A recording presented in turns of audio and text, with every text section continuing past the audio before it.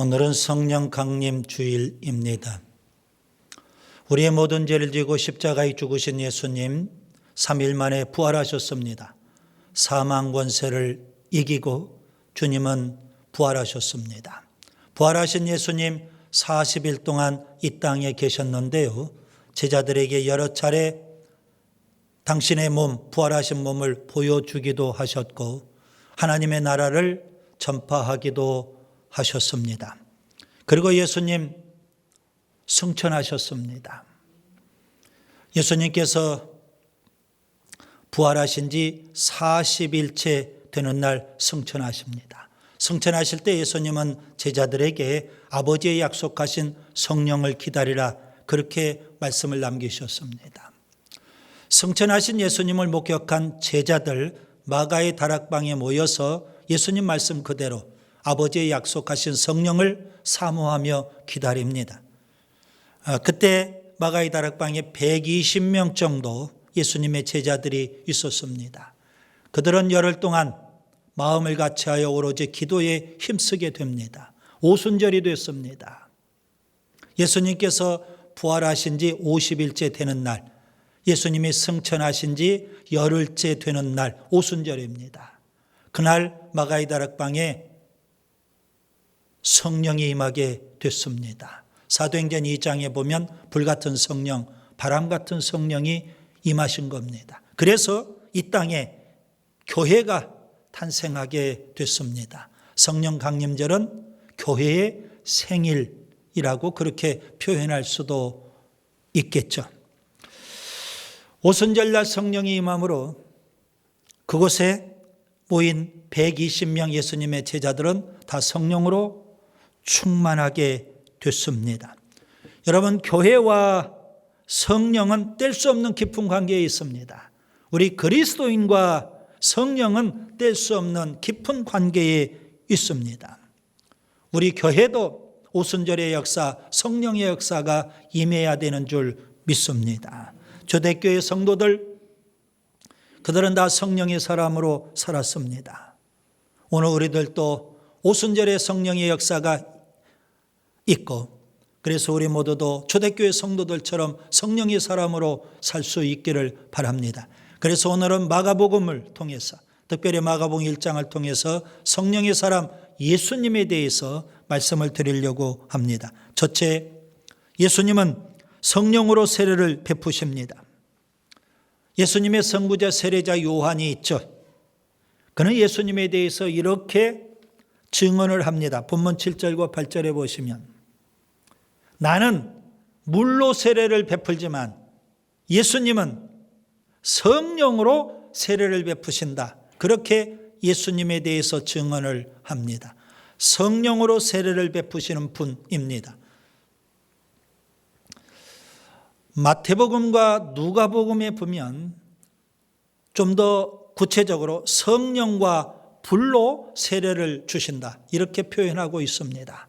예수님은 성령의 불 세례를 주시는 분입니다. 사도행전 2장, 서두에도 잠시 말씀드렸지만 오순절날 마가의 다락방에 불같은 성령, 바람 같은 성령이 임하게 됐습니다. 성령이 바람처럼 불처럼 임하게 되었다는 의미입니다. 베드로는 그 성령을 받고 성령의 충만함을 받고 그는 3,000명의 청중들에게 복음을 전합니다. 특별히 그가 복음을 전하면서 우리가 받은 성령, 그 성령에 대해서 이렇게 설명을 합니다. 사도행전 2장 33절 하나님이 오른손으로 예수를 높이시매 그가 약속하신 성령을 아버지께 받아서 너희가 보고 듣는 이것을 부어 주셨느니라. 예수님께서 성령을 우리에게 부어 주셨다고, 그래서 우리가 성령으로 충만하게 된 거라고 말씀하고 있는 겁니다. 예수님은 지금도 우리에게 성령 부어주시기를 원하십니다. 성령 세례 베푸시기를 원하십니다. 성령의 불세례를 주시기를 원하신다는 말씀입니다. 오순절의 역사, 성령의 역사는요, 예루살렘 교회에만 있었던 단회적인 사건이 결코 아닙니다. 오늘 우리 시대에도 계속되는 성령의 역사입니다. 사도행전 8장에 보면 사마리아 교회에도 성령이 임했습니다. 사도행전 19장에도 보면 에베소 교회에도 성령이 임했습니다. 오순절의 역사가 사마리아 교회에도 에베소 교회에도 임한 것처럼 오늘 우리 현대 교회에도 오순절의 그 역사가 분명 임해야 되는 줄 믿습니다. 여러분, 교회가 진짜 교회가 되려면 성령이 임해야 됩니다. 그리스도인이 진짜 그리스도인이 되려면 성령을 받아야 되는 겁니다. 예수님은 누구보다도 우리가 성령 받기를 원하십니다. 그래서 공생의 기간 예수님은 이렇게 말씀하신 적이 있습니다. 누가복음 12장 49절, 내가 불을 땅에 던지러 왔노니 이 불이 이미 붙었으면 내가 무엇을 원하리요? 우리에게 성령 주시기를 원하시고 성령의 불세례 베푸시기를 주님은 원하신다는 사실입니다. 그렇게 성령 받았던 베드로, 오순절의 역사를 체험했던 베드로, 그는 이렇게 3,000명 청중에게 설명하고 설교합니다. 사도행전 2장 38절, 너희가 회개하여 각각 예수 그리스도의 이름으로 세례를 받고 죄사함을 받으라. 그리하면 성령의 선물을 받으리라. 여러분, 여기 성령의 선물을 받는다는 것은 성령을 선물로 받는다, 그런 의미가 됩니다. 여러분, 성령을 사모하시기 바랍니다. 성령을 앙망하시기를 바랍니다. 성령님을 갈망하시기를 바랍니다. 아버지의 약속하신 성령, 그 성령을 하나님은 선물로 우리에게 주시기를 원하시는데요, 여러분, 우리가 성령을 체험해야 되지 않을까요? 간절히 사모하는 마음으로 기도하고 우리가 성령을 체험할 수 있기를 바랍니다. 마가의 다락방에 있던 120명 예수님의 제자들, 그들은 간절히 사모하는 마음으로 성령을 구했어요. 성령을 놓고 기도했어요. 그래서 그들은 오순절의 역사를 체험하게 된 겁니다. 사도행전 1장 14절, 더불어 마음을 같이하여 오로지 기도에 힘쓰니라. 여러분, 성령 강림 주일을 맞이해서 우리가 성령을 사모하며 기도해야 되지 않을까요? 그래서 성령 충만한 성도가 될 수 있기를 바랍니다. 감리교회의 창시자 존 웨슬리를 여러분 잘 아실 겁니다. 그는 1738년 5월 24일 올더스 게이트에서 한 조그마한 모라비안 교도들의 집회에 참석을 하게 됩니다. 그곳에서 그는 믿음으로 의롭다함을 얻는 진리를 깨닫게 돼요. 그리고 가슴이 뜨거워지는 체험을 하게 됩니다. 그해 말 그는 또 페터레인에서 독일 사람들의 그런 철야 기도 모임에 참석을 하게 됐어요. 그곳에서 그는 성령 충만함을 받고 은사도 체험하게 됩니다. 성령의 사람이 되었던 웨슬레, 그는 하나님의 종으로 수많은 사람들을 구원하는 그런 위대한 일을 감당할 수 있었습니다. 구두 수송공이고 초등학교도 제대로 나오지 못했던 무디라는 사람이 있습니다. 그는 성령을 간절히 사모하며 기도합니다. 성령의 강한 불세례를 받습니다. 성령의 사람이 되어서 수많은 사람들을 구원하는 하나님의 위대한 종이 되었습니다. 그 다음에 둘째, 예수님은 성령으로 충만하십니다. 공생애를 시작하시면서 예수님은 세례자 요한에게 물세례를 받습니다. 예수님이 받으신 물세례는 일반 유대인들이 받는 회개의 물세례와 분명 다릅니다. 예수님은 전혀 죄가 없으십니다. 하나님의 의를 이루기 위하여 세례자 요한에게 물세례를 받으십니다. 그때 세 가지 현상이 나타나게 되죠. 하늘이 열립니다. 그리고 두 번째, 하늘에서 비둘기처럼 성령이 임하십니다. 그리고 하늘에서 하나님의 음성이 들립니다. 이는 내 사랑하는 아들이라 내가 너를 기뻐하노라. 여러분, 여기 성령이 비둘기처럼 예수님에게 임했다는 것은 예수님이 성령으로 충만하시다는 의미입니다. 그래서 하나님은 그 예수님, 성령으로 충만하신 예수님 사랑하시고 기뻐하신다고 말씀하고 있는 것 아니겠습니까? 하나님은 지금도 누구를 기뻐하시고 사랑하실까요? 예수님처럼 성령 충만한 사람입니다. 에베소서 5장 18절 여러분이 잘 아실 겁니다. 술 취하지 말라, 이는 방탕한 것이니 오직 성령으로 충만함을 받으라. 여러분, 성령으로 충만하면 하나님이 기뻐하시고 사랑하십니다. 반면에 술로 충만하면, 여러분 여기 술로 충만한다는 것은 세상으로 충만한다, 세속으로 충만한다, 그런 의미가 되는 거예요. 성령으로 충만하면 하나님이 기뻐하시고 사랑하시는데, 술로 충만하고 세상으로 충만하고 세속으로 충만하면 어찌 하나님이 기뻐하시고 사랑할 수 있겠어요? 누가 좋아할까요? 마귀가 좋아하는 겁니다. 하나님은 미워하시고 하나님은 사랑하실 수가 없죠. 마귀가 기뻐하고 마귀가 사랑할 겁니다. 뭐 할 때요? 세상으로 충만하고 술로 충만하고 세속으로 충만할 때예요. 여러분, 성령으로 충만할 수 있기를 바랍니다. 사도행전 6장에 보면 예루살렘 교회에 처음으로 일꾼을 세웁니다. 7명의 일꾼을. 스데반, 빌립, 브로고로, 니가노로, 디몬, 바메나, 니골라. 7명의 일꾼을 세우는데 그들의 공통점이 있습니다. 다 성령으로 충만했고요. 칭찬받는 사람들이었어요. 그들이 어떻게 해서 칭찬받을 수 있었을까요? 성령 충만했기 때문에 그렇습니다. 그래서 하나님이 칭찬하시고 주변 사람들로부터도 칭찬을 받았던 것입니다. 여러분, 성령 충만은 선택이 아닙니다. 하나님의 명령입니다. 성령 충만은 하나님의 약속이면서 하나님의 명령입니다. 우리가 성령 충만해야만 여러분 사명에 살 수 있는 겁니다. 성령 충만해야만 직분을 감당할 수 있는 겁니다. 성령 충만해야만 전도에서 열매를 맺을 수 있는 겁니다. 성령 충만해야만 죄를 이기고 마귀를 이기고 세상을 이기고 거룩하고 성결하게 살 수 있는 겁니다. 성령 충만해야만 하나님께 영광 돌리는 삶을 살 수가 있습니다. 그래서 하나님은 우리에게 성령 충만하라고 명령하고 계시는 겁니다. 교회 음악사의 가장 뛰어난 작곡자로 요한 세바스찬 바흐를 꼽기도 합니다. 그의 일생을 보면 시련과 고난의 연속이었습니다. 10살 되기 이전에 부모님이 돌아가십니다. 어렵게 결혼을 했는데 13년 만에 아내가 죽게 됐어요.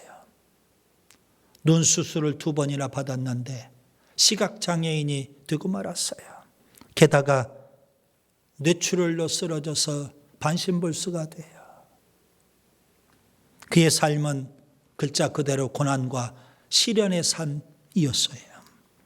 그런데도 불구하고 그는 아주 독실한 루터교 신자입니다. 고난이 올수록, 역경이 올수록 그는 더 하나님 앞에 매달려 부르짖어 기도합니다. 성령을 사모하고 성령으로 충만합니다. 그가 작곡한 작품의 맨 마지막에는 그가 친필로 하나님의 영광을 위하여 그렇게 사인을 남겨놨어요. 작품마다. 모든 작품이 다 하나님의 영광을 위하여. 그의 삶 전체가 하나님의 영광을 위하여. 여러분, 우리가 성령 충만해야만 하나님 영광을 위해서 살 수 있는 것 아니겠습니까? 교회가 성령 충만해야만 하나님 영광을 드러낼 수 있는 것 아니겠습니까? 셋째, 예수님은 성령으로 승리하십니다. 성령 충만하신 예수님, 성령님의 인도함을 받고 광야에 가십니다. 그곳에서 40일 금식하시면서 마귀 사탄의 시험을 이기십니다. 본문 12절을 보시면 성령이 곧 예수를 광야로 몰아내셨다고 했습니다. 여러분, 이 성령님의 강권적인 역사임을 알 수가 있죠. 성령님이 주도적으로 예수님을 광야로 이끌어 가시는 겁니다. 예수님은 마귀 사탄의 시험을 말씀으로 다 물리치셨습니다. 여러분, 예수님께서 공생애를 시작하시면서 광야에서 마귀 사탄의 시험을 이기신 이 장면, 예표적인 사건입니다. 예수님의 공생애 전체가 다 승리의 사건이 될 것을 예표해 준 그런 사건이라는 말씀입니다. 우리가 잘 아는 대로 예수님은 공생의 사역 전체를 다 승리하셨습니다. 그 절정이 바로 십자가의 죽으심이고 부활하심이십니다.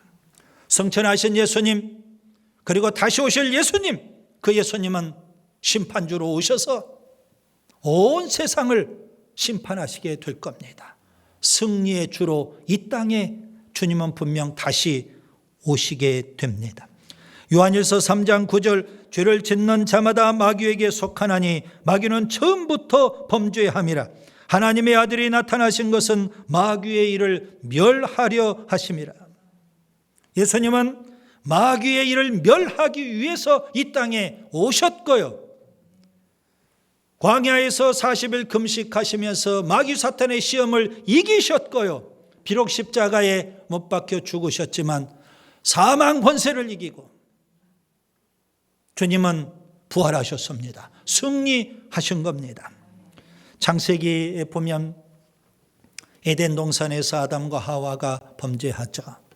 그때 하나님께서 아담과 하와를 에덴 동산에서 쫓아내시는데요, 하나님께서는 뱀에게 이런 예언적인 말씀을 하셨습니다. 아담과 하와를 유혹했던 뱀, 마귀 사탄에게 예언적인 말씀을 하나 주셨어요.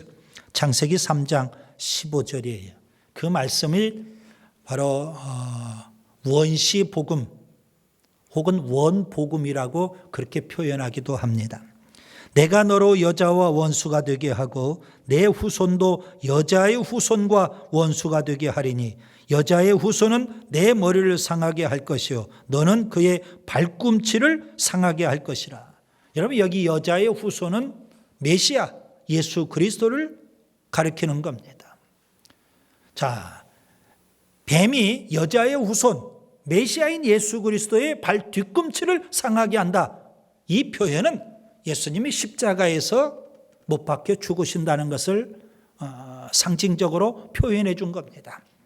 그러나 여자의 후손은 내 머리를 상하게 한다. 이 표현은 예수님께서 사망 권세를 이기고 마귀의 일을 멸하시고 승리하신다는 것을 말씀해 주고 있는 겁니다. 그렇습니다. 예수님은 마귀 사탄을 이기고 승리하셨습니다. 예수님의 제자들을 한번 보세요. 그들은 3년 동안 예수님에게서, 누구에게서요? 예수님에게서 직접 제자 훈련을 받았어요. 그 결과는 어떠했을까요? 한마디로 참담했던 겁니다. 예수님 십자가에 죽으실 때 가룟 유다는 예수님을 은 30에 팔아먹고 말았어요. 베드로는 예수님을 모른다고 3번이나 부인하고 말았어요. 다른 제자들은 유대 교권자들 혹은 예수님의 십자가의 죽음, 이게 무서워서 다 도망가 버리고 말았어요. 아주 무기력하고 유약한 제자들이었어요. 그런데 오순절날 성령을 받고 성령 충만했던 이 제자들이 완전히 달라졌어요. 그렇게 무기력하고 유약한 제자들이 완전히 달라졌어요.